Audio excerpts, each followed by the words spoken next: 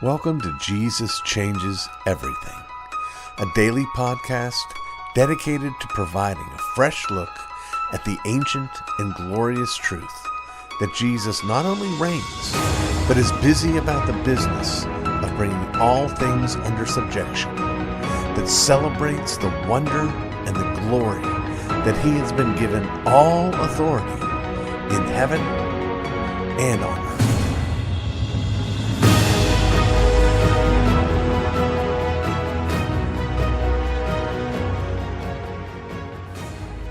Isn't God's prophecy amazing?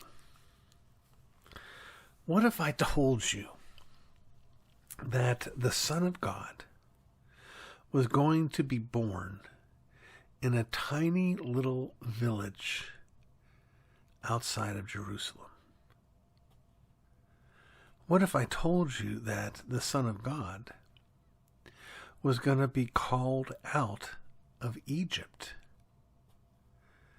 What if I told you the Son of God was going to be called a Nazarene?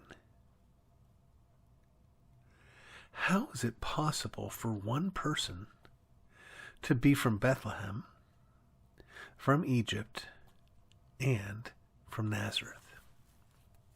Well, Matthew tells us.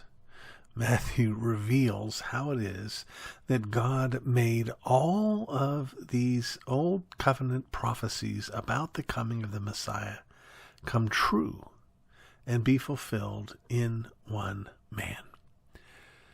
When we left off, we had the wise men asking Herod, "Where is he who was born King of the Jews?" And we have a second appearance of an angel to Joseph, who is warned about the coming of Herod after the baby, and he's saying, "I want you to go and flee to Egypt."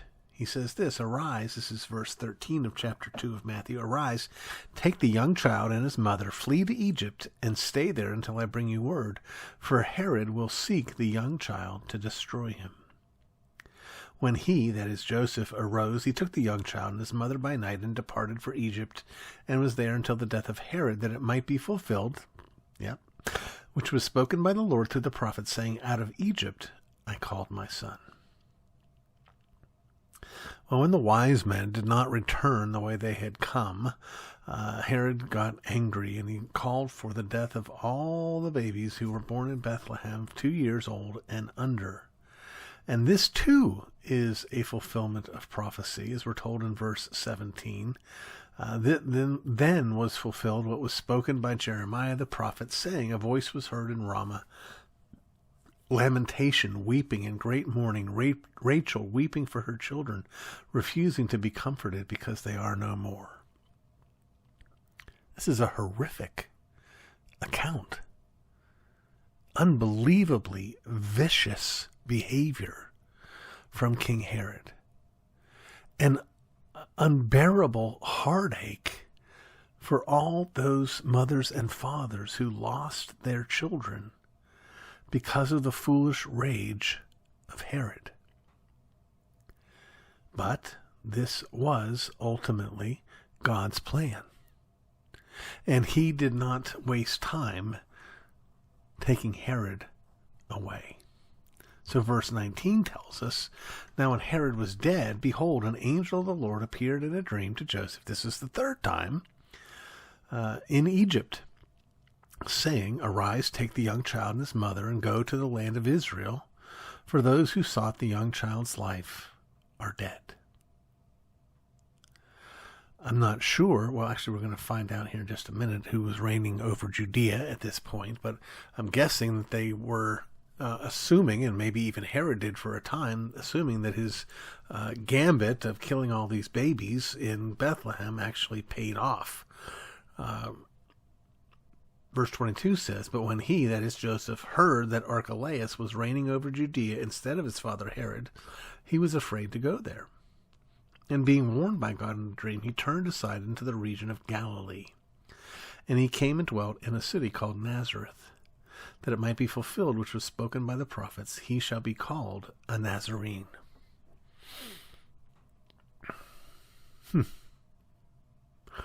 In some ways, I feel like a lot of us might have a similar situation in terms of where we're from. If someone asks me where I'm from, I have an option of saying, well, I'm from Fort Wayne because that's where I live. I've lived here for going on 6 years now. I can say Ligonier, Pennsylvania, because that's where I lived from the time that I was 6 until the time that I was 19. I could say, though, I can't imagine wanting to, that I'm from Florida because I lived there quite a bit as well, and I lived in Virginia. Or I can say I'm from Pittsburgh. I was born in Pittsburgh, in the city of Pittsburgh at St. Francis Hospital. Or I could say I'm Scots-Irish, because that's where my ancestors are from. There's all different ways that people can be from different places. And Jesus fulfills all of these prophecies by being called out of Egypt, by being born in Bethlehem, by being called a Nazarene and a Galilean. God's story is amazing. It's astonishing how he weaves these things together. Well, as we continue and make our way through this amazing book of Matthew, we're going to pretty soon get to the place where Jesus is grown and Jesus is speaking. I have that curiosity. I recognize that it's probably okay to have the curiosity, but it can be a dangerous thing. Let me say the same thing to you. We don't know the answers to the questions that are nagging at me. How did these guys know this message? How did God speak? And the same thing is true with Simeon and Anna. How did they know? Why did God say who? Or one of my favorites, Melchizedek. I mean, what's up with this cat? So let's be content with what God has determined to reveal. And there's certainly enough glory and mystery and beauty to keep us entranced forever.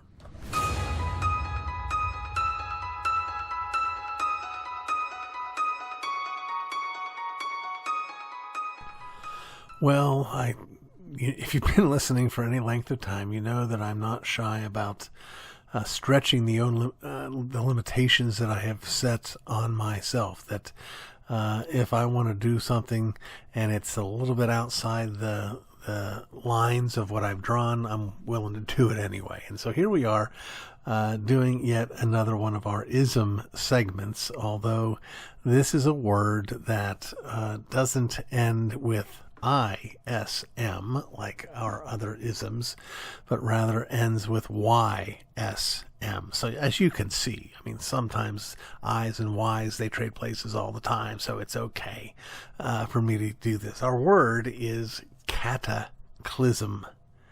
Cataclysm.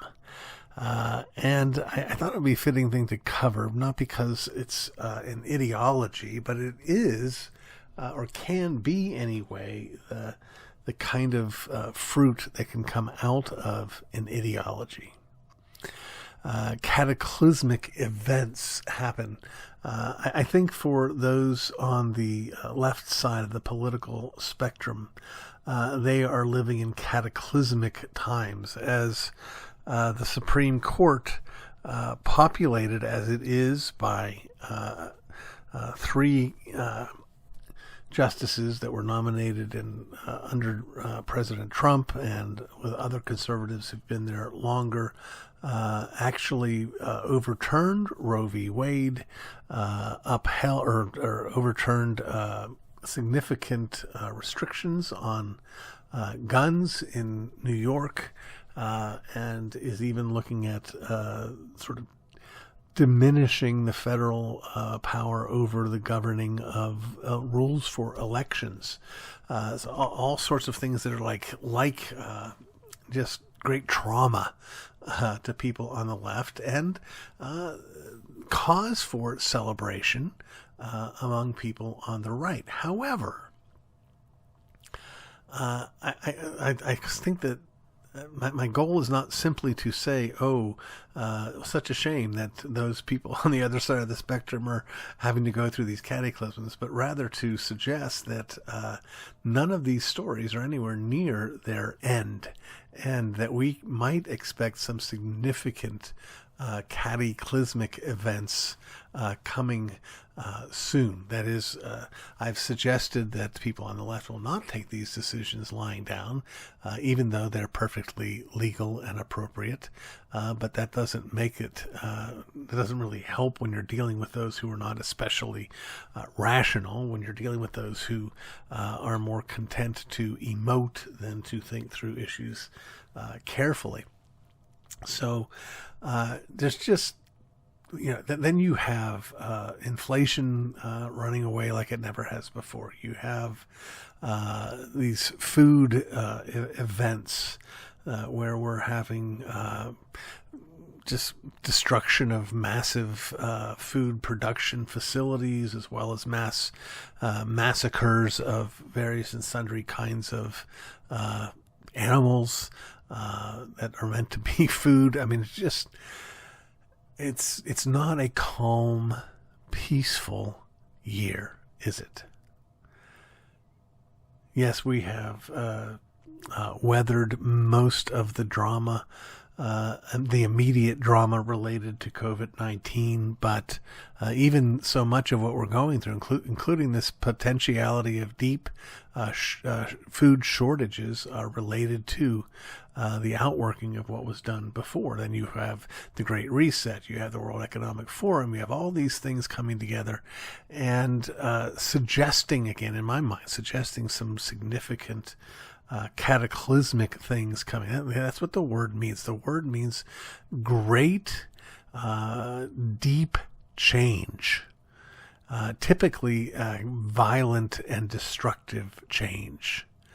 But the core is the power and the breadth of the change. It's not, you don't have local cataclysms.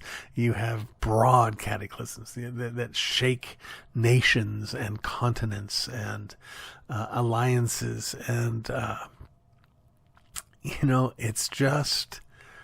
it's hard. I mean, again, I've lived through 100 end of the world scenarios in my life. I've lived through all sorts of doomsday predictions over the years, and never have I seen anything like this. And never has there been a sort of confluence of differing storm elements coming together at the same time.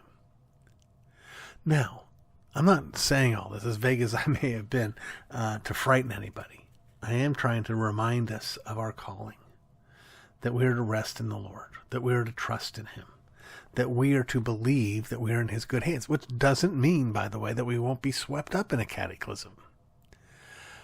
It's an amazing thing that God's promises with respect to hardship and trouble in our life is never, I'll make sure you never have to go anything difficult, but always, I will go with you. I will see you through it. I won't see you around it. I will see you through it. So cataclysm, it may be coming. I don't know. Again, I don't pretend to know all that God has not revealed by any stretch of the imagination. But boy, it sure does look like it. I'm asking us all to shore up and get strong in our confidence in His strength. You've been listening to the Jesus Changes Everything podcast, a production of Dunamis Fellowship, the teaching outreach of Dr. R.C. Sproul Jr.